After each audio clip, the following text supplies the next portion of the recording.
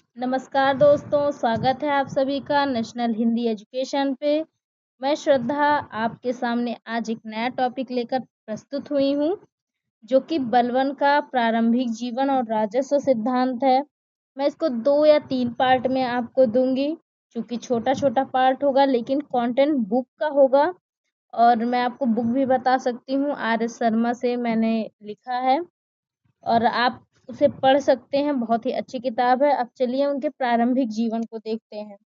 गयासुद्दीन बलबन का कार्यकाल 1265 से 1287 ईस्वी तक था। बलबन ने एक नवीन राजवंश बलबनी वंश की नींव डाली। यद्यपि इल्तुतमिश के वंश से उनके संबंध काफी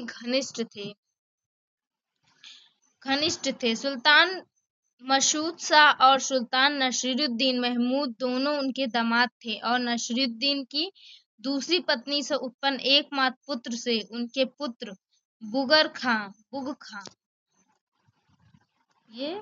खां है, ठीक है, का विवाह हुआ था। सुल्तान नासिरुद्दीन के समय में बलबन नाइब था और राज्य की संपूर्ण शक्ति का उपभोग करता था। किसके समय में बलबन नाइब था? सुल्तान नासिरुद्दीन के समय में। ये सब ऑप्शनल में पूछे जाते हैं, याद रखिएगा। बहाउद्दीन बलबन के जन्म के बारे में कुछ पता तो नहीं लगता, परंतु संभवतः, जैसा कि डॉक्टर ए.एल. श्रीवास्तव ने लिखा है कि ए.एल. श्रीवास्तव क्या लिखते हैं कि वह इल्तुतमिश की भांति इल्बारी तुर्क का था। उसका पिता 10,000 परिवारों का खान था। वह बचपन में मंगोलों के द्वारा पकड़ा गया और उन्होंने उसे बगदाद ले जाकर गुलाम के रूप में बेच दिया। किसको गुलाम के रूप में बेच दिया? बलबन को। कहाँ ले जाकर? तो बगदाद ले जाकर बेच दिया, ठीक है, के रूप में बेच दिया। उसे ख्वाजा जमालुद्दीन बसरी ने खरीद लिया। उसे किसने खरीद लिया? ख्वाजा जमालुद्दीन बसरी ने खरीद लिया, ठीक है। और बशरुद्दीन नामक एक व्यक्ति ने खरीदा, जो कि 1232 से 33 ईस्वी में गुजरात के मार्ग से दिल्ली लाया। इल्तुतमिश ने 1233 में ग्वालियर की विजय के पश्चात, अब ये पूछ लिया गया कि इल्तुतमिश ने ग्वालियर की विजय किस सन में की थी, तो किस में की थी दोस्तों? 1233 में की थी। कि विजय के पश्चात उसे खरीदा। इल्तुतमिश उसकी योग्यता से प्रभावित हुआ और कुछ समय पश्चात उसे खासदार का पद प्राप्त हो गया। अपनी योग्यता और कार्यक्षमता के कारण रजिया के शासनकाल में वह अमीर ए शिकार के महत्वपूर्ण पद पर पहुंच गया। किसके शासनकाल में? रजिया के शासनकाल में। कौन पहुंच गया? बलबन पहुंच गया। बलबन पहुंच गया अमीर ए शिकार के पद पर। रजिया के विरुद्ध षड्यंत्र करने वाले तुर्क सरदारों में वह भी था और जब बहराम शाह सुल्तान बना तो उसे अमीर एक खजूर अश्वशाला का प्रधान का पद प्रदान हुआ। इस प्रकार से बलबन आगे के पद प्राप्त करते हुए अपने मुकाम तक पहुंचने का प्रयास करता रहा। अगस्त 1249 में बलबन ने अपनी पुत्री का विवाह सुल्तान नासिरुद्दीन से कर दिया।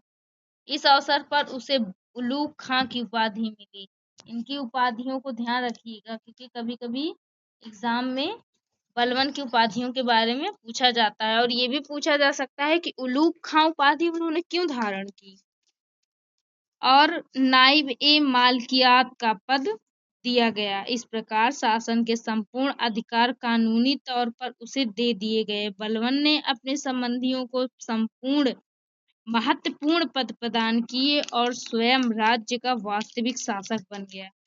बलबन की शीघ्र उन्नति से अनेक सरदार उसे ईर्ष्या करने लगे, जिसमें से कुछ तुर्की सरदार भी सम्मिलित थे, जो अपने में से ही एक साधारण सरदार की श्रेष्ठतम पदोन्नति और सत्ता से असंतुष्ट हो गए। राय खान के नेतृत्व में संगठित होकर उन्होंने बलबन का विरोध किया, फलस्वरूप बलबन को उसके पद से हटा दिया गया और रायहान ने वकीलदार के रूप में प्राय 1 वर्ष 1253 में शासन सत्ता का उपभोग किया, परंतु रायहान के शासन से तुर्की सरदार संतुष्ट न रह सके और उन्होंने पुनः बलबन के नेतृत्व में संगठित होकर रायहान का विरोध किया। रायहान को उसके पद से हटा दिया गया और बलबन पुनः नायब बन गया। क्या बन गया?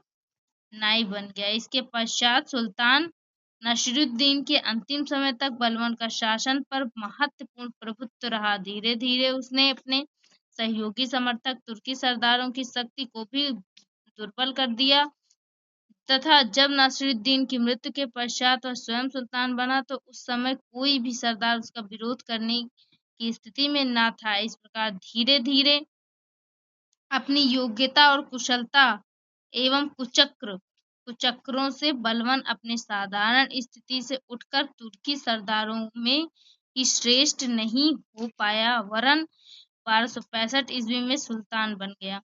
यहीं पर खत्म होता है सुल्तान बलबन का, गयासुद्दीन बलबन का प्रारंभिक जीवन। फिर मिलते हैं अगले वीडियो में और फिर अगले वीडियो में हम पढ़ते हैं उसके कार्य, जो कि राजस्व सिद्धांत का की क्या प्रतिष्ठा क्या रही, तुर्की सरदारों और 40 गुलाम का क्या रहा। ठीक है, सेना का संगठन, मंगोल आक्रमण हम सब देखेंगे, लेकिन सबसे ज्यादा इम्पोर्टेंट है राजस्व सिद्धांत व सुल्तान की प्रतिष्ठा। तो हम इसको देखेंगे पार्ट 2 वीडियो में।